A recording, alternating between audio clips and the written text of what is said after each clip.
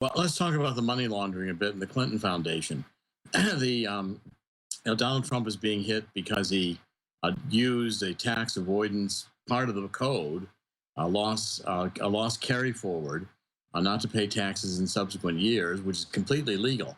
Now, the Clinton Foundation, I've got the documentation on this. I'm preparing for publication tomorrow, and probably in the next week. The information I've just gotten from Germany, which outlines for me some of the never before seen back channels through which the Clinton Foundation has been money laundering with Russia. A lot of this money has gone to Podesta. A lot of it money is off the books of the Clinton Foundation. I mean, here, let's question how much of the offshore money laundering the Clinton Foundation does is reported for tax purposes. I doubt any of it is reported for tax purposes. But the point is, this Rosatom, which is the Russian energy agency that bought into 20% of the U.S. uranium production through this Frank Justra in Canada, who was a penny stock dealer from Vancouver, connected himself with the Clinton Foundation, is also picked up not only in the Panama Papers, but in the Swiss banking revelations in terms of offshore money hiding. And I've got now the record of how the accounts pass money through the Clintons off the books. And Clinton's using this pass-through corporation, this WJC as initials, William Jefferson Clinton, WJC LLC, and this WJC Investments as off-the-books pass-throughs, which is what money launderers use. The way a shell corporation pass-through works is the money goes into the account, and then within a few hours, it goes out of the account. So the account shows a zero balance. You don't know what the account has in it or where the money came from or necessarily where it went. This is the way it makes it hard to trace the money. And the Clinton Foundations have been using this kind of secret pass-through. And again, if we really want to get into taxes, if the Clintons want to push the issue of Donald Trump using a legitimate tax avoidance, completely legal, I think this is illegal activity. Where even I've got evidence that Podesta, who was her campaign manager, did not report as he needed to various transactions that came to him from Russia through these various groups in Russia that wanted to do two things: control the uranium production in the United States and have Hillary Clinton, as part of this reset, transfer massive amounts of U.S. military intelligence and technology to Russia, which Hillary Clinton did. I was about to say, I was told by a pretty high-level military source that, yeah, the Russians don't think Trump's out to get him, but they're not sure if they try to push him around. They're kind of scared of him. That the word is they kind of actually want Hillary because she's so blackmailed. Well, Hillary's completely compromised. All the Russians have to do is reveal what the information I got through authoritative sources from Germany, identifying the Russian banks through which these transfers occur. The articles I'm going to publish are going to chart it out so you can see the chart of how the money passes from here to here and here and ends up in the Clinton Foundation. Sure, you also brought up Comey. I mean, he does the tax returns for the Clintons. Well, Comey, the law firm that Comey's been associated with, and also Loretta Lynch and Cheryl Mills does the tax returns for the Clintons. Comey was at HSBC when the money laundering was going on. And, to get your mind around this, everyone, when you deal with massive amounts of terrorist money, which are financing terrorists, the Wahhabis out of Saudi Arabia, the Muslim Brotherhood of the Middle East, and we're passing money that the Muslim Brotherhood comes in and takes a receipt for in our consulate in Tripoli. We're paying the Muslim Brotherhood through the Obama administration, identified as terrorists in Egypt. When you see these massive amounts of money flows and also drugs in Mexico, $1 trillion worth of $100 bills doesn't do you any good.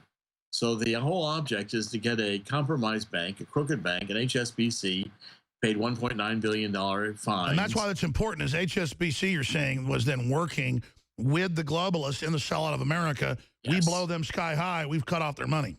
And I'm also saying that you don't launder money in this magnitude without the federal government knowing it, without the Treasury knowing it, without the FDIC. Sure, so they have to have officers in charge for that executive level fraud to be able to pass it through. And you've got the President of the United States using a an alias to communicate with Hillary Clinton over her secret server. So you've got it entirely. You've got collusion. You've got the racketeering.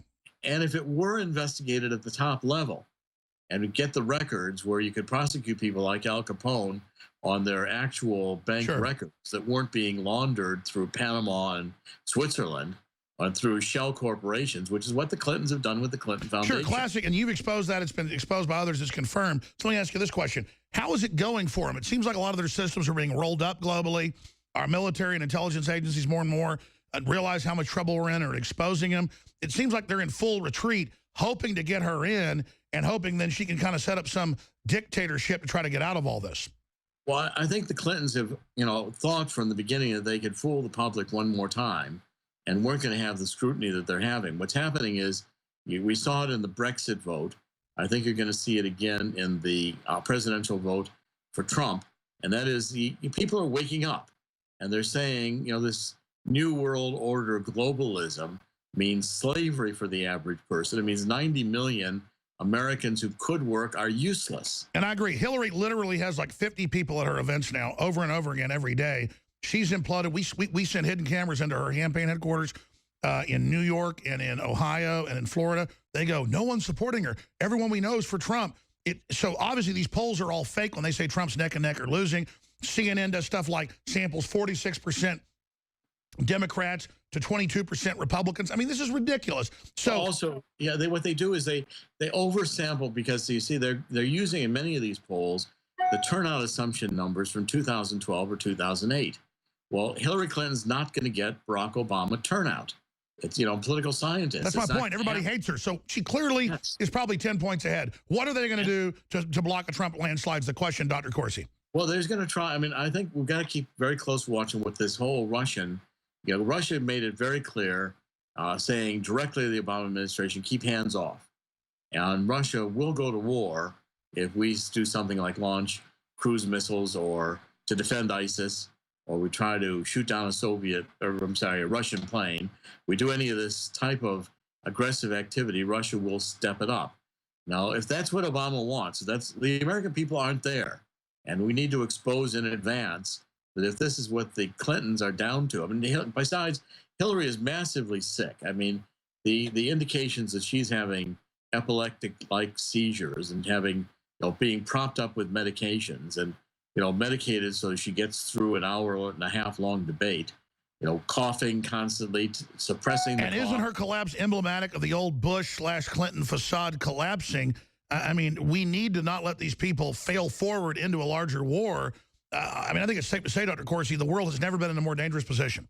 Well, I don't think the American people are ready to go into another, Iraq war that was, trumped up and was basically, Trump opposed it. He did oppose it. And, this whole idea that Trump was for the war because of a comment he made We have all the videos. Yeah, and, we have 6 videos of him opposing it in 2004, 2 of them in 2013. I mean 2003.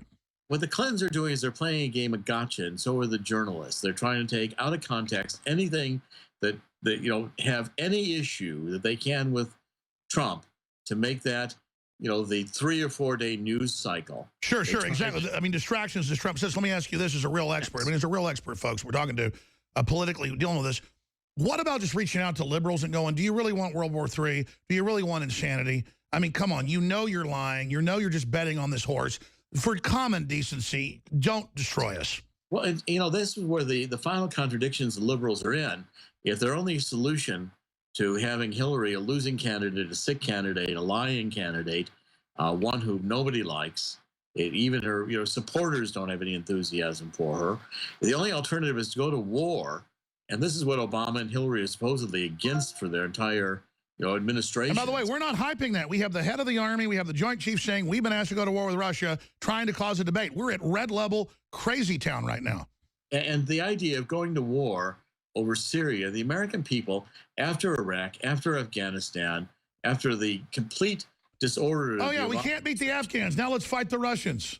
I mean, this idea of we're going to fight a perpetual war in the Middle East is not what the American people signed up for after 9/11. A limited campaign to get Al-Qaeda, who was blamed for this. Okay, fine. Osama bin Laden down in Afghanistan. But now... But now don't we have to stay in Iraq because ISIS is taking over? Yeah, ISIS is actually taking over Iraq. And now you've got a massive... I'm ready to invade right now to kick ISIS back to Saudi Arabia and take their amount. I want to come back and ask you, in a perfect world, what should Trump do if he gets elected? Because that's the big issue. They're going to counterstrike. Or what happens, God forbid, if Hillary gets in? We've only got 6 minutes left with him on the other side. WND.com is where you see the exclusive videos of stuff I can't even describe on air. They're there right now, WND.com. Stay with us. I'm Alex Jones.